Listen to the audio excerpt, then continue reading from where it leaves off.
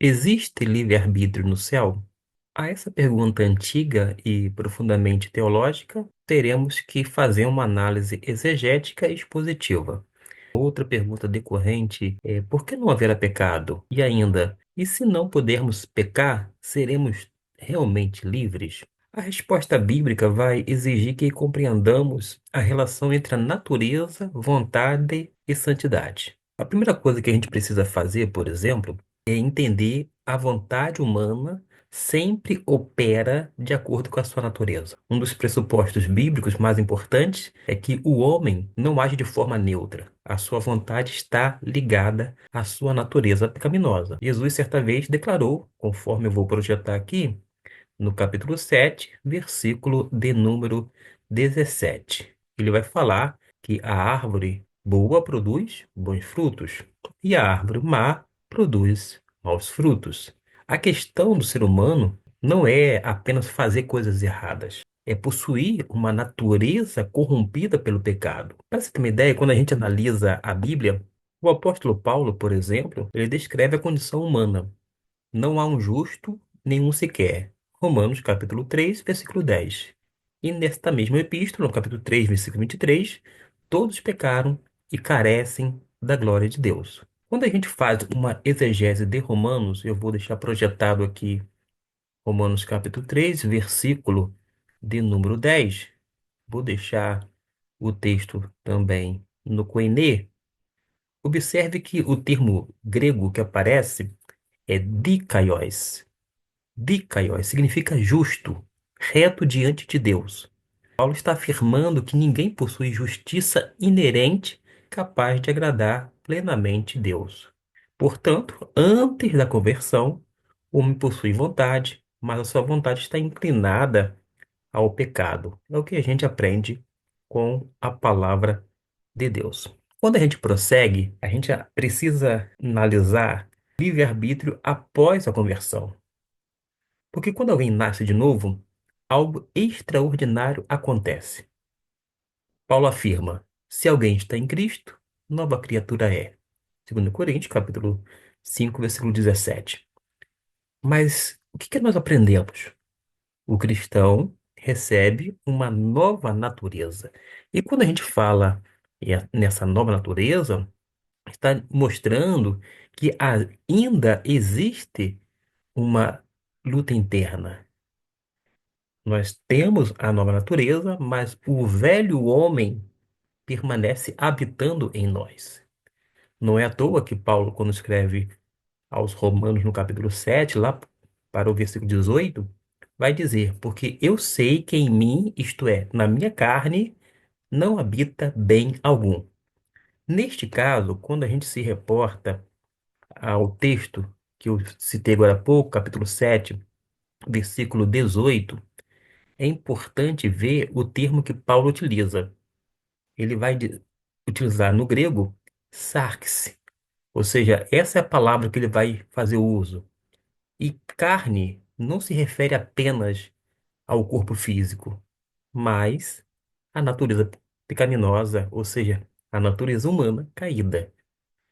Aí a gente aprende que o crente agora possui tanto a nova natureza regenerada, mas ele tem ainda presente a velha natureza pecaminosa. Daí o conflito espiritual descrito pelo apóstolo Paulo.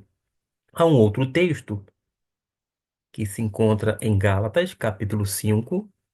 Vamos ver, por exemplo, lá no versículo de número 17, que fala sobre essa luta que eu mencionei agora há pouco, essa batalha interna, porque diz que a carne luta contra o espírito e o espírito contra a carne.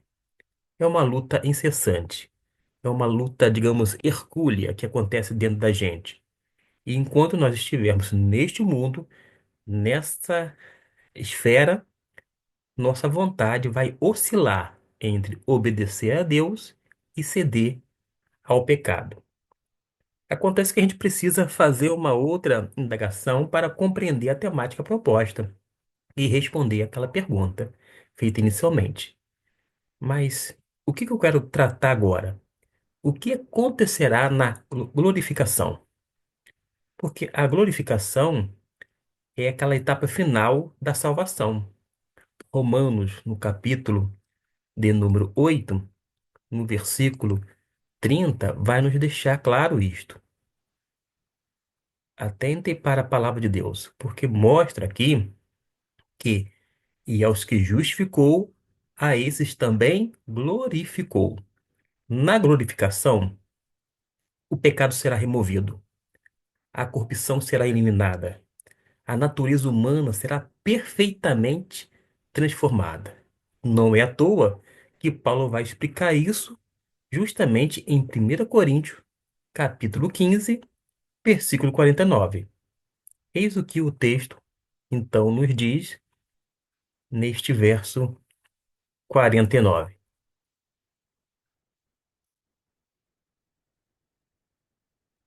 Aqui fala como trouxemos a imagem do terreno, traremos também a imagem do celestial. O que que isso significa? O cristão será perfeitamente conformado à imagem de Deus. Mas lembra daquela pergunta inicial se teremos livre-arbítrio no céu? A resposta é sim, mas um livre-arbítrio perfeitamente santificado. Porque muitas pessoas pensam que liberdade significa que é a capacidade de escolher entre o bem e o mal. Biblicamente, porém, liberdade é a capacidade de agir de acordo com aquilo que somos. Deus é completamente livre, mas Deus não pode pecar. Isso significa que ele não é livre? Não, pelo contrário. Sua liberdade é perfeita porque a sua natureza é perfeitamente santa.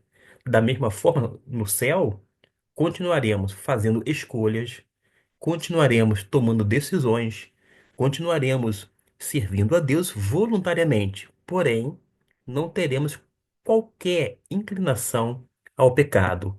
Isso mostra que a nossa vontade estará perfeitamente alinhada com a vontade divina. Outra questão que a gente pode tratar ainda neste vídeo é acerca de Adão.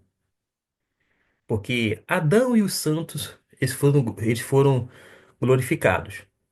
Qual a diferença? Existe uma diferença crucial. É uma distinção. Adão foi criado sem pecado, mas era capaz de pecar. Alguns teólogos costumam usar a expressão latina que mostra justamente que a pessoa é capaz de pecar, porém ela é capaz de não pecar. E Adão possuía justamente as possibilidades, e por isso ele caiu. Ele poderia não ter pecado, mas acabou pecando porque tinha essa possibilidade. Já os santos que são glorificados, ou os santos glorificados, estarão numa condição superior, ou seja, pela união eterna com Cristo, estarão na chamada condição onde não ser capaz de pecar. Isso significa que perdeu a liberdade? Em hipótese alguma. Significa uma perfeita liberdade. É a perfeição da liberdade. Por causa de quê? Algumas pessoas ficam indagando: no céu haverá nova queda? Claro que não. A Bíblia é explícita. Por exemplo, Apocalipse capítulo 21, versículo 27, vai nos dizer: nela jamais penetrará coisa alguma contaminada. Vou projetar esse texto para que você venha ter uma noção do que está sendo dito. No capítulo 21, versículo de número 27. Observe nesse versículo que diz que não entrará coisa alguma contaminada. Apocalipse, capítulo 22, 3, nunca mais haverá qualquer maldição. Jamais. O céu não é uma nova oportunidade para o pecado. É o estado final da redenção. E a obra de Cristo será plenamente consumada, de modo que não haverá tentação, não haverá corrupção, não haverá rebelião, não haverá morte, não haverá sofrimento, não haverá pecado, e aí a gente pode ter essa grande esperança do Evangelho, entendendo que a salvação não é apenas escapar do inferno, porque a esperança cristã é ser completamente transformado à semelhança de Cristo. É o que nós vemos na carta de João, a primeira delas, no capítulo 3, versículo 2, que mostra claramente isto. Ou seja, quando Jesus, ele se manifestar, seremos semelhante a ele. Hoje nós lutamos contra o pecado, lutamos contra as tentações, enfrentamos as tentações. Hoje choramos nossas falhas, mas chegará um dia em que a batalha vai terminar. No céu, não seremos robôs espirituais, nós seremos seres humanos plenamente restaurados. E a nossa vontade será livre, mas ao mesmo tempo perfeitamente santa. Nós vamos escolher amar a Deus porque veremos a sua glória sem qualquer sombra do pecado. Escreveu Agostinho de Hipona a história da redenção, dizendo que conduz o homem da condição do poder de pecar para a condição infinitamente melhor de não poder pecar. O homem não tem essa questão de coerção, mas porque estará eternamente satisfeito em Deus.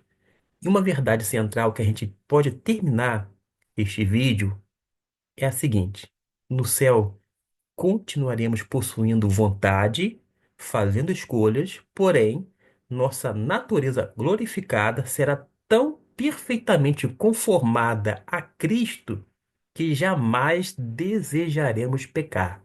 A liberdade, sem dúvida alguma, não será destruída, será finalmente aperfeiçoada. Se você gostou desse conteúdo, você pode deixar o seu like, fazer a sua inscrição e até mesmo compartilhar para que outras pessoas possam ter um conhecimento a respeito da palavra de Deus da forma que foi aqui exposta. Que Deus abençoe sua vida rica e abundantemente.